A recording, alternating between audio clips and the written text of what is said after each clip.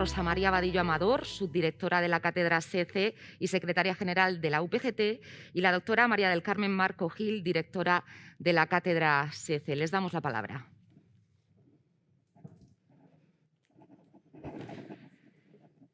Bueno, muchas gracias. Quería agradecer en nombre de los miembros de la Cátedra SECE UPCT COEC otra vez que nos hayan invitado a formar parte de estas jornadas empresariales, donde una vez más vamos a presentar también el estudio que hemos realizado entre profesores de la Facultad de Ciencias de la Empresa de la Universidad Politécnica de Cartagena en relación a la estructura coyuntural, la estructura de la comarca de Cartagena empresarial y también el análisis coyuntural de la comarca de Cartagena en los últimos años. Este estudio se está realizando aproximadamente desde 2013 y vamos a dividirlo, digamos, en distintas ponencias, en distintas mesas redondas y, en primer lugar, vamos a comenzar con la primera de ellas, que voy a pasar a continuación a presentarla junto con mi compañera María del Carmen Marco Gil, que es la directora de la cátedra SECE UPCT COEC.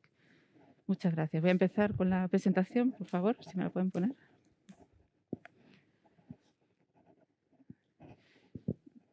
Vale, la primera de las ponencias y que da inicio a la apertura de estas jornadas se titula Contexto económico en la comarca del Campo de Cartagena y la voy a presentar yo, que soy Rosa Vadillo, como he dicho anteriormente, con mi compañera María del Carmen Marco Gil, que es la directora de la cátedra. La ponencia se divide en 4 partes. La primera de ellas es la contribución de la comarca del Campo de Cartagena en la región. La segunda vamos a hablar sobre el crecimiento económico de la comarca. La tercera abordaremos la estructura empresarial de la comarca del Campo de Cartagena y veremos la situación actual y el crecimiento de la misma. Y, por último, finalizaremos analizando la confianza empresarial y la confianza de los consumidores y su papel en el crecimiento económico. En relación al primero de los puntos, que es la contribución de la comarca del Campo de Cartagena a la región, lo vamos a ver desde 2 puntos de vista, desde el punto de vista demográfico y desde el punto de vista económico. Desde el punto de vista demográfico podemos decir que la comarca de Cartagena aproximadamente representa el 26,36% de la población total de la región de Murcia, lo que implica un crecimiento anual en 2020 de la población del 1,22% con respecto a 2019 y una tasa de variación anual acumulada del 0,48%. Esta tasa de variación es una especie de promedio de crecimiento medio, digamos, de la población desde 2008 hasta 2020. Si analizamos por municipios, destaca el municipio de Cartagena, que representa el 54,25% de la población de la comarca y con un crecimiento en el último año del 0,61% y en tasa de variación anual acumulada desde 2008 del 0,22%, siendo el municipio que menor tasa de variación acumulada ha experimentado, excepto Mazarrón, que ha experimentado un decremento en la población en el periodo 2008 a 2020 en tasa de variación anual acumulada. Desde el punto de vista económico, vamos a atender a la estimación de la distribución del VAP en la región de Murcia por comarcas que han elaborado algunos compañeros de la cátedra de la cátedra SECE UPCT COEC, como es el doctor Víctor López Pérez y José Miguel Navarro Azorín. Ellos han estimado que la contribución en 2019 de la comarca de Campo de Cartagena en relación al valor añadido bruto, que es un indicador similar al Producto Interior Bruto, pero que ha exceptuado los impuestos indirectos, su aportación, digamos, a la región de la comarca es del 24,5%, ganando 2 décimas de peso en relación a las estimaciones realizadas para 2018. El resto de comarcas de la región mantuvieron aproximadamente constante su peso relativo en términos de generación del VAP, con la excepción de la comarca de la Huerta de Murcia, que ha retrocedido 2 décimas desde 2018, pasando del 38,9% en 2018 al 38,7% en 2019 en relación a su aportación al valor añadido bruto de la región de Murcia. El hecho de que la contribución del valor añadido bruto de la comarca de Cartagena a la región sea del 24,5% y que sea inferior al peso del número de empresas afiliadas a la Seguridad Social en la comarca, en la región, y al peso del número de trabajadores de la comarca también en la región, implica que la productividad media por empresa y por trabajador es mayor en la comarca que en la región de Murcia. Por otro lado, atendiendo a las estimaciones también de la aportación del valor añadido bruto a la región de Murcia de los distintos municipios que conforman la comarca del Campo de Cartagena, es de destacar el municipio de Cartagena con una aportación al valor añadido bruto de la región del 12,8%, que representa aproximadamente el 52,4% del valor añadido bruto comarcal. Al municipio de Cartagena, en cuanto a la aportación al valor añadido bruto de la región, le sigue Torre Pacheco con una aportación del 2,5%, San Javier con una aportación del 2,3%, Mazarrón del 2%, San Pedro del Pinatar del 1,6%, Fuente Álamo del 1,1%, Los Alcázares del 1,1% y La Unión del 0,9%. De nuevo, si nos fijamos en el municipio de la comarca de Cartagena, cuya contribución digamos, al valor añadido bruto total de la comarca es del 52,4%, y teniendo en cuenta que esta aportación es inferior al peso número de empresas afiliadas a la Seguridad Social y al peso del número de trabajadores afiliados a la Seguridad Social, el hecho de que sea superior a estos pesos implica que la productividad media por empresa y por trabajador del municipio de Cartagena es superior al del resto de municipios de la comarca de Cartagena. En cuanto a la estimación del porcentaje del VAP por sectores en algunas zonas, como por ejemplo la comarca de Cartagena y el municipio de Cartagena, es cierto que aquí hay que tener cierta cautela con estas estimaciones, puesto que tenemos mucha carencia de datos municipales sectoriales y las estimaciones pues, han generado horquillas, en algunos casos un tanto amplias, ¿vale?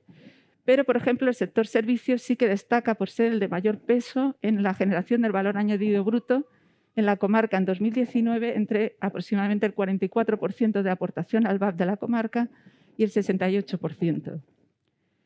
En el municipio de la comarca de Cartagena, este peso es superior, oscilaría entre el 47% y el 71%, generalmente debido al carácter relativamente más urbano de este municipio. En relación al segundo de los puntos, el crecimiento económico, dado que la contribución del valor añadido bruto de la comarca en la región apenas ha variado en los últimos años, representando aproximadamente el 24,5% o 24%, las previsiones de crecimiento de la comarca de Cartagena van a ser similares a las que experimenta la región de Murcia. Así, algunos institutos de predicción, por ejemplo, u organismos como la Autoridad Independiente de Responsabilidad Fiscal, muestra lo siguiente, y es que desde el primer trimestre de 2020 se inicia una etapa de recesión económica en la región de Murcia, pero también en toda España y a nivel mundial, que en este caso es muy superior a la crisis de 2008, como se puede ver en la gráfica. La recesión por la crisis de la pandemia en 2020 es todavía superior en España que en la región de Murcia, de manera que en España aproximadamente la Autoridad Independiente de Responsabilidad Fiscal prevé, porque para 2020 todavía no tenemos datos calculados reales, sino estimaciones, prevé un descenso del 11% del Producto Interior Bruto, mientras que en la región de Murcia se prevé un descenso en el crecimiento inferior del 7,8%, siendo una de las comunidades autónomas que menos recesión ha experimentado entre todas las comunidades autónomas de España, después aproximadamente de Extremadura, y en contraposición con los descensos importantes que han registrado otras como Islas Baleares, Canarias, Cataluña, que son comunidades que se han visto muy afectadas por el importante peso que tienen en su Producto Interior Bruto el turismo de costa. Atendiendo a las estimaciones de otros organismos e instituciones de predicción, se observa cómo en la región de Murcia las predicciones son mejores que en España, es decir, tenemos predicciones de descenso en el crecimiento económico, digamos, inferiores al que se produce en España. ¿Y cuál puede ser la causa de esto? Bueno, pues la causa generalmente es el mayor peso que tiene en el PIB de la región de Murcia el hecho de que sectores como el sector primario, la industria alimentaria y también servicios de las administraciones públicas tengan un peso superior al que tienen en España, que son sectores que realmente se han visto menos afectados por la pandemia. Y además, este descenso compensó en parte el deterioro de otros subsectores importantes como el turismo, el comercio y el transporte, que tienen un peso aproximadamente muy similar en la región de Murcia y en España. Si analizamos las estimaciones del crecimiento del PIB real en la región de Murcia y en España por sectores, el organismo Hispalin es uno de los que realizan estas estimaciones por sectores, muy pocos lo hacen.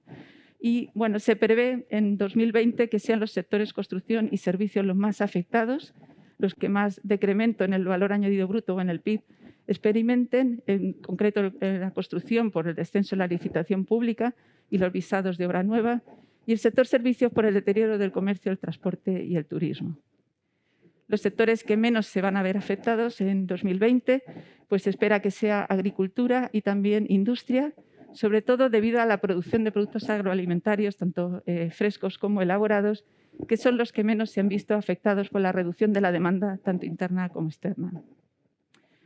Para conocer el dinamismo sectorial de los municipios de la comarca de Cartagena, el único indicador que tenemos, calculado y que podemos calcular es el número de empresas afiliadas a la Seguridad Social o el número de trabajadores afiliados a la Seguridad Social. En este caso nos hemos centrado en la estructura empresarial, que es el título de esta parte, que es el número de empresas afiliadas, puesto que lo demás, lo que podemos tener son estimaciones y, como se ha expuesto anteriormente, las horquillas de las estimaciones con los pocos indicadores que tenemos a nivel sectorial y municipal son bastante amplias. No es lo mismo el peso empresarial, evidentemente, que el peso en la producción, en el PIB. Por ejemplo, con datos que sí que tenemos de contabilidad nacional, trimestral, regional,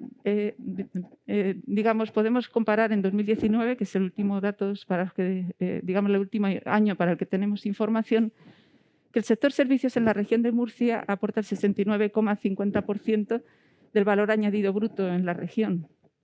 A este sector le sigue industria con una aportación del 18,46%, luego construcción y, en último término, agricultura.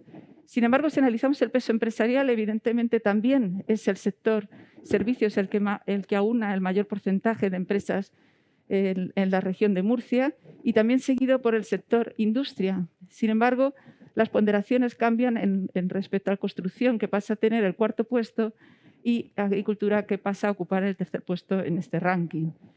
Ello pone de manifiesto que el peso de número de empresas, que es el indicador que vamos a utilizar a nivel municipal y sectorial, es solo una aproximación a la contribución a la producción total, porque hay sectores más productivos y otros sectores menos productivos. Por ejemplo, el sector industria, que tiene un peso empresarial del 8,01%, tiene una aportación a la producción del valor añadido bruto superior al peso empresarial, lo cual implica que es un sector muy, muy productivo. Sin embargo, agricultura, por ejemplo, que tiene un peso empresarial superior, la aportación al valor añadido bruto es inferior, lo cual indica que es uno de los sectores menos productivos. ¿Vale? Ello se demuestra también si tenemos en cuenta la columna del valor añadido bruto dividido por empresa. Es cierto que el sector servicios es el peso que tiene mayor representatividad en la región, tanto en términos de valor añadido bruto, en porcentaje de empresas también y en número de trabajadores, pero es el sector industria el sector con mayor productividad, ¿vale? Mientras que el sector agricultura sería el sector que tiene menor productividad. Bueno, utilizando este indicador, que es el número de empresas afiliadas a la Seguridad Social, que, como he dicho anteriormente, no es lo mismo que la aportación de estas empresas al valor añadido bruto, por el hecho de que hay unos sectores más productivos y otros sectores menos productivos, pero sí que nos da una visión de lo que ha ocurrido en la comarca de Cartagena y el dinamismo de la comarca y de sus municipios. En este sentido, si analizamos verticalmente esta tabla, es decir, vamos a ver, en cada uno de los sectores la aportación de cada uno de los municipios, se observa que Cartagena reúne el mayor porcentaje de empresas de la comarca en todos los sectores, aproximadamente el 50%, excepto en agricultura, donde destaca Torre Pacheco. Torre Pacheco y San Javier reúnen algo más del 11% de las empresas, estarían situados en el ranking después de Cartagena, y los municipios que ocupan la segunda posición por sectores en cada uno de los municipios, por municipios también sería, por ejemplo, agricultura destacaría Cartagena después de Torre Pacheco, en industria y construcción destacaría Torre Pacheco en el ranking después de Cartagena, y en servicios destacaría San Javier también en segundo puesto después del municipio de Cartagena.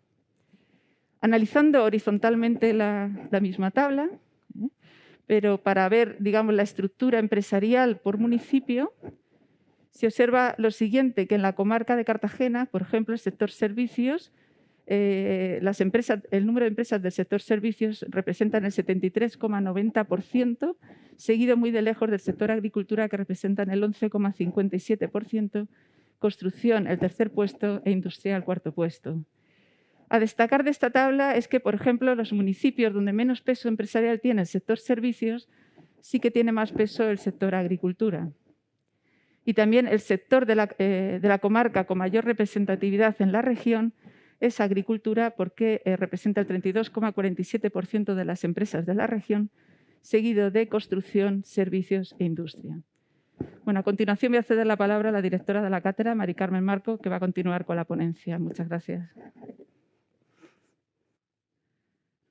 Muchas gracias. Buenos días.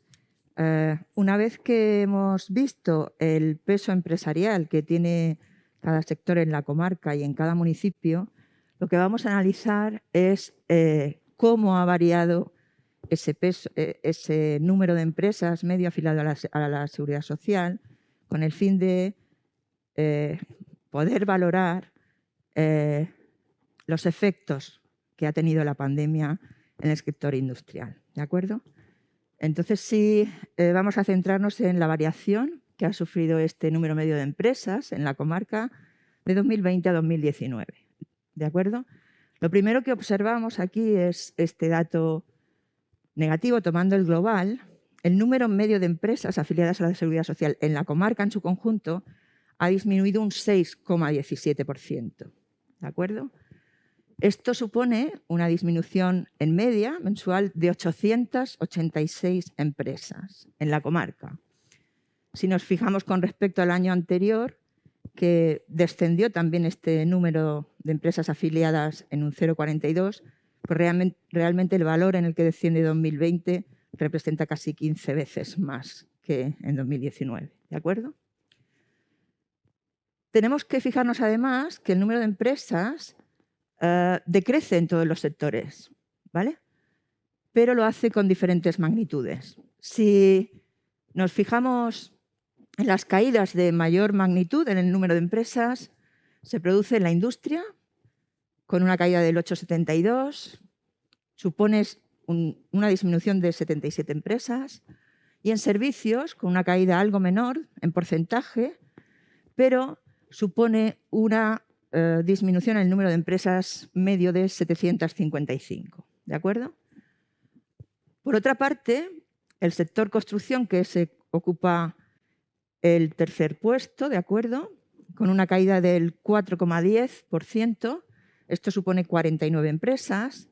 Y finalmente, el sector agricultura, que es el que mantiene más el tipo, ¿de acuerdo?, porque prácticamente esta caída nos supone nada más que la disminución de 5 empresas en media en 2020 con respecto a 2019. Si nos fijamos ahora en los distintos municipios, ¿vale?, también observamos que en todos ellos, si observamos esta columna, ¿vale?, todos los valores son negativos, luego globalmente ha disminuido el número de empresas, pero las mayores disminuciones globales se han dado en La Unión y en los Alcázares, con caídas cercanas al 10% y al 8,30%. ¿De acuerdo? Por otra parte, la menor caída se ha producido en Mazarrón, con una disminución del 3,71%. Y si nos fijamos en los sectores, los distintos sectores, también lo que podemos observar es que en el sector industria y servicios el comportamiento de la disminución de empresas ha sido muy similar en todos los municipios, ¿de acuerdo? Registrándose máximas caídas en industria en Mazarrón y los Alcázares, y en los servicios en La Unión y también en los Alcázares. El sector construcción se ha comportado con ciertas peculiaridades por municipios.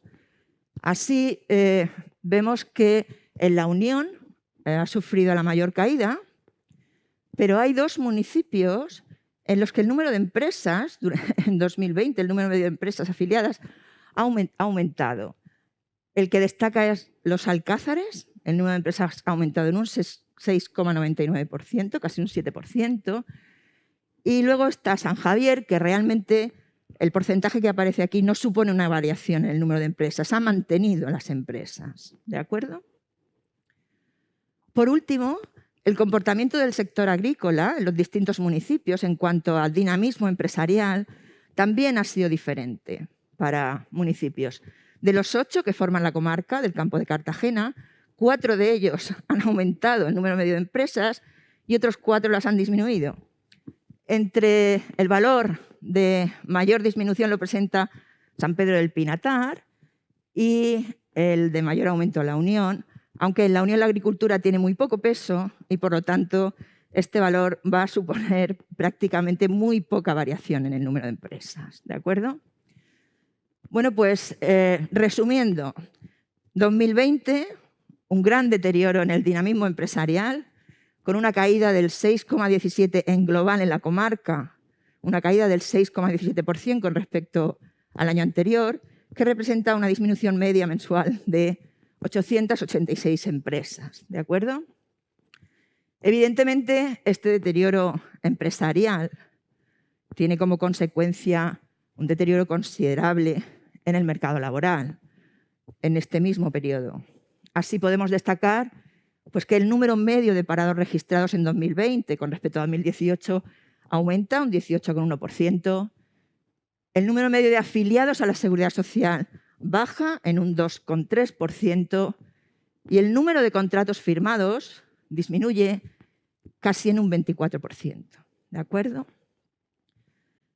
Bueno, esta es la situación. La pandemia ha afectado, tiene efectos claramente negativos sociales y económicos. Aquí nos estamos centrando en los económicos, ¿de acuerdo?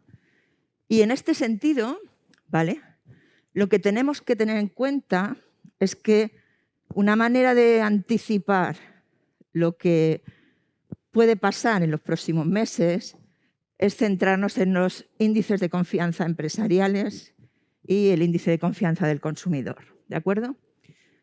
Para entender bien el mensaje que dan estos índices, pues es interesante saber un poco lo que están midiendo, que es lo que pretendo en los siguientes minutos de la presentación, ¿de acuerdo? El índice de confianza empresarial armonizado lo que pretende es conocer en un momento qué visión tienen sobre su situación los establecimientos empresariales, ¿de acuerdo? Y siempre estos índices tienen 2 componentes. En uno se les pregunta por la situación actual, cómo valora la marcha de su negocio ahora. Esto es el balance de situación y varía entre menos 100 y 100. Y también se les pregunta por las expectativas, cómo valora o cómo espera que vaya la marcha de su negocio en el trimestre siguiente, ¿de acuerdo? Y también varía entre menos 100 y 100. Entonces, lo que se hace es hacer una media. Esa media de balance de situación y expectativas estaría entre menos 100 y 100, pero hay que tener cuidado a la hora de interpretar, porque luego se construye un número índice, de modo que la primera vez que se calcula la confianza empresarial es en 2013 y el valor que tiene el índice en ese momento se le da valor 100. ¿Vale? Pero vamos a fijarnos entonces cómo ha evolucionado el índice de confianza empresarial armonizado. Fijaos, os digo, llevad cuidado, 100 corresponde al valor que se le da el primer año que se calcula, que es 2013. Pero en 2013, tanto el balance de expectativas, que va en rojo, como el de situación, son negativos. Luego, cuidado, el 100 no indica nada. Lo que hay que fijarse es cómo se mueven los balances de situación y de expectativas. ¿De acuerdo?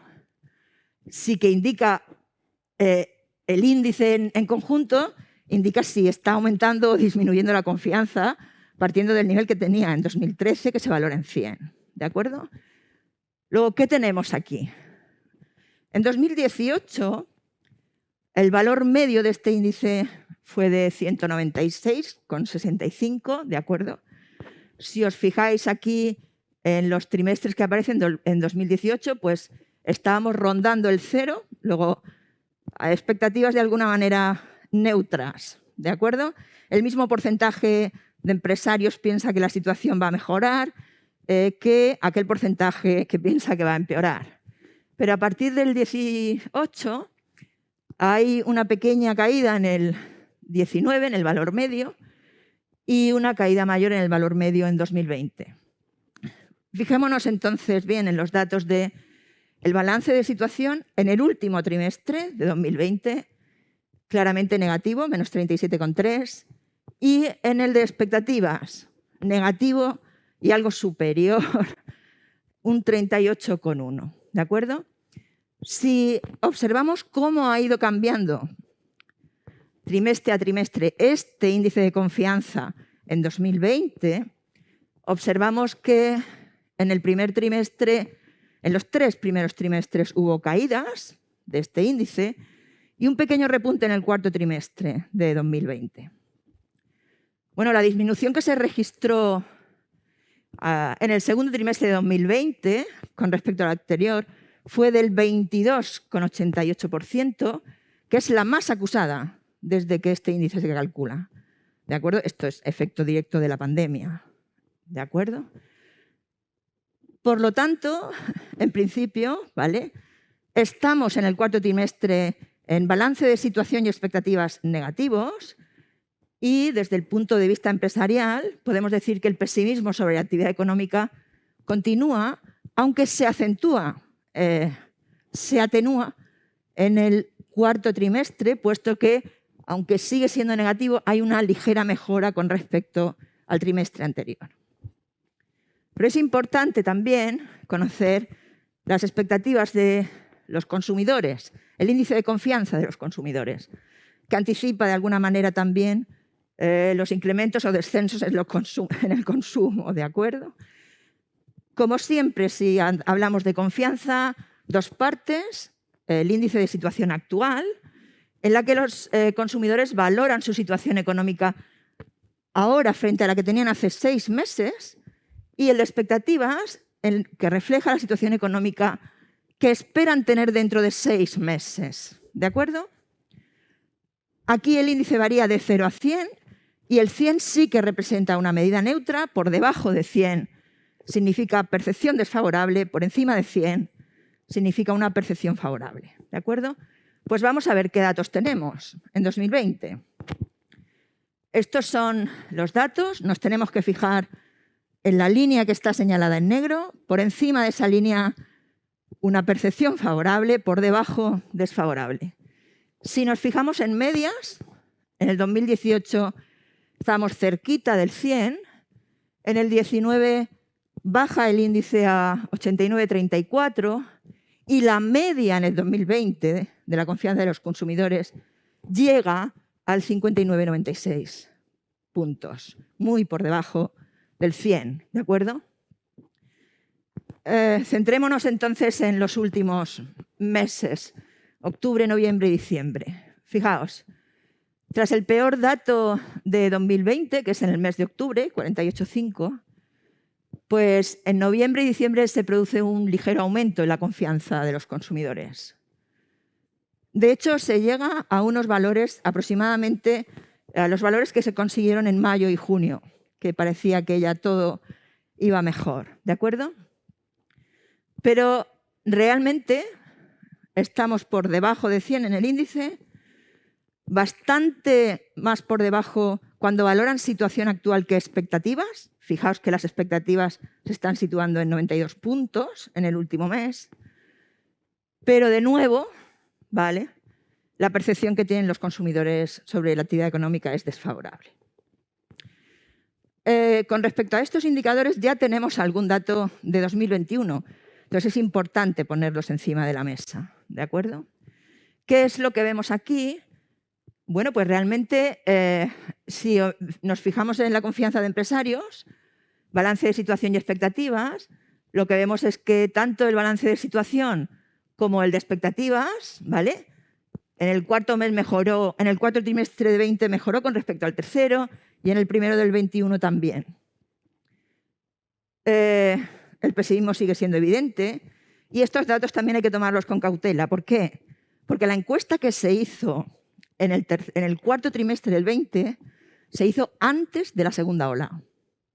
Y la encuesta que se hizo para el primer trimestre de 2021 también se hizo antes de la tercera ola. Con lo cual, probablemente, ahí no se estaba computando el peso de los rebrotes y lo que podría afectar a la actividad económica. ¿De acuerdo? Por otra parte, para los consumidores, son datos mensuales, tenemos enero y febrero de 2021. Lo que observamos es que pues siguen estando por debajo de 100. En enero hubo una caída con respecto a diciembre y hubo un pequeño aumento en febrero que nos sitúa 2 puntos por encima de lo que estábamos en diciembre de 2020. ¿De acuerdo? Con estos datos, pues no nos adelantan que la actividad económica vaya a recuperarse en los primeros meses de 2021, ¿de acuerdo? Más teniendo en cuenta las restricciones que aún estamos sufriendo con la tercera ola y, por supuesto, poniendo encima de la mesa el pesimismo de empresarios y la cautela de consumidores al gasto frente a la incertidumbre que hay, ¿vale? Bueno, pues para finalizar, vamos a poner algunos problemas, ¿vale? Pero vamos a abrir alguna puerta al optimismo, como es el título de las sesiones, ¿de acuerdo? De estas sesiones.